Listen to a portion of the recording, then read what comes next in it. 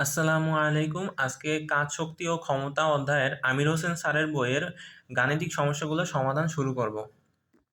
এখন 1 নম্বর ম্যাথে আমাদের কি দেয়া আছে?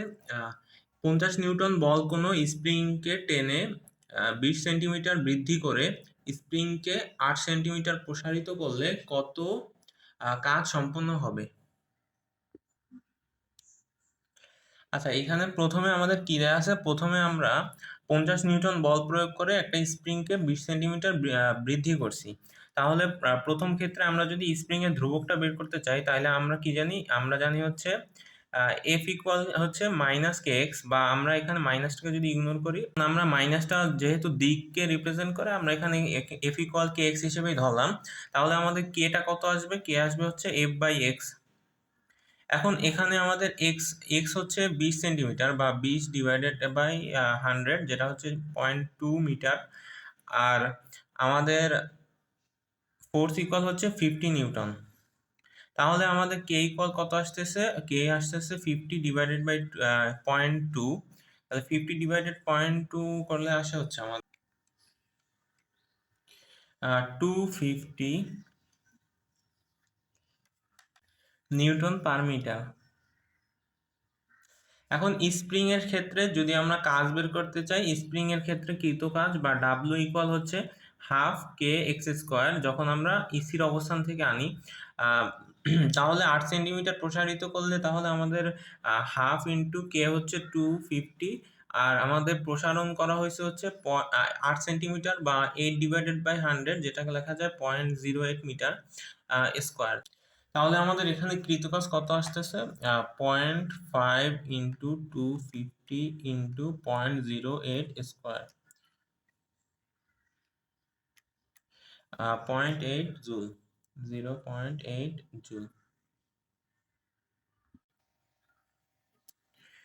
2 নম্বর ম্যাচে আমাদের একটি কণার উপর এফ বল, একটা এফ বল দেয়া আছে। এফ বল প্রয়োগ করলে কণাটির সরণ হয় হচ্ছে আর পরিমাণ। তাহলে বল দ্বারা সম্পাদিত কাজের পরিমাণ। এখন দুইটা ভেক্টর দেয়া আছে, আমাদের ফোর্সের ভেক্টরটা দেয়া আছে আর ডিসপ্লেসমেন্টের ভেক্টরটা দেয়া আছে। এখন আমরা ডাব্লিউ ইকুয়াল জানি হচ্ছে ফোর্স, আর আমাদের যে সরণ ভেক্টর, এই দুইটার ডট প্রোডাক্টই হচ্ছে আমাদের কাজ। তাহলে এখান থেকে যদি আমরা ডট প্রোডাক্টটা বের করি, ফার্স্টে আমাদের ফোর্স দেওয়া আছে হচ্ছে 6i cap minus 3j cap plus 2k cap.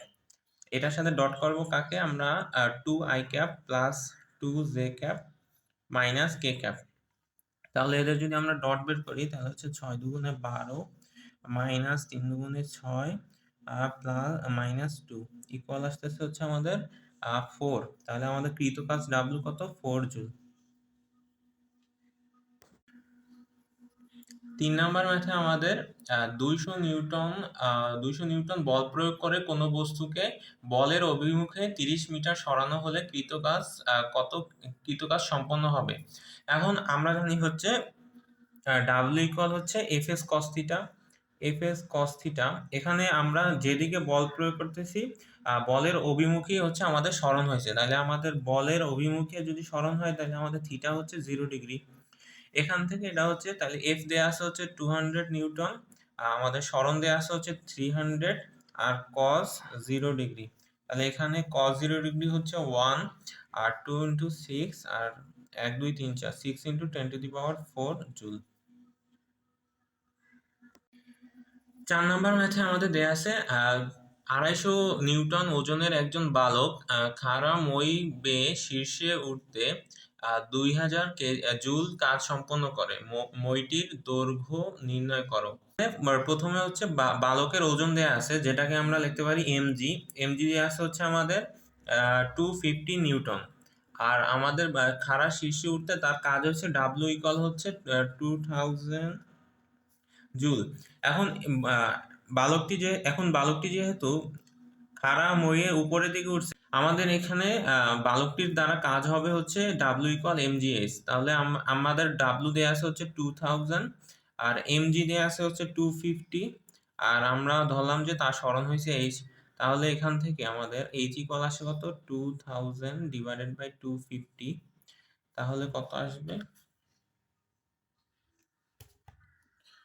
2000 divided by 250, 8 8 metre. মইটির দৈর্ঘ্য তাহলে হচ্ছে 8 মিটার। 5 নম্বর ম্যাথে আমাদের একটি বরফখণ্ডকে দড়ির সাহায্যে সম্পূর্ণ আনুভূমিক তলের উপর 5 মিটার দূরত্বে টেনে আনা হলো। দড়ির টান হচ্ছে 10 নিউটন। আর দড়িটি উক্ত তলের সাথে 30 ডিগ্রি কোণে থাকলে কৃতকাজের পরিমাণ নির্ণয় করো। আচ্ছা, এখানে আমাদের জিনিসটা কি হয়েছে, একটা বরফখণ্ড আমরা 30 ডিগ্রি অ্যাঙ্গেলে একটা দড়ির সাহায্যে টানতেছি, যেখানে এই অ্যাঙ্গেলটা হচ্ছে আমাদের 30 ডিগ্রি। আর এখানে আমাদের ফোর্স অ্যাপ্লাই হইতেছে কত? ফোর্স অ্যাপ্লাই হইতেছে 10 নিউটন। আর আমাদের সরণ হইতেছে আনুভূমিক বরাবর, যেটা হচ্ছে 5 মিটার। তাহলে আমরা এটাকে লিখতে পারি এস ইকুয়াল হচ্ছে 5 মিটার এই বরাবর। এখন ডাব্লিউ ইকুয়াল হচ্ছে এফ এস কস থিটা। এখন বল আর সরণের মধ্যবর্তী অ্যাঙ্গেল হচ্ছে 30 ডিগ্রি। তাহলে আমাদের এফ দেয়া আছে 10, এস দেয়া আছে 5 আর কস 30 ডিগ্রি। এখান থেকে আমাদের কাজ আসতেছে কত? 10 into 5 into cos 30,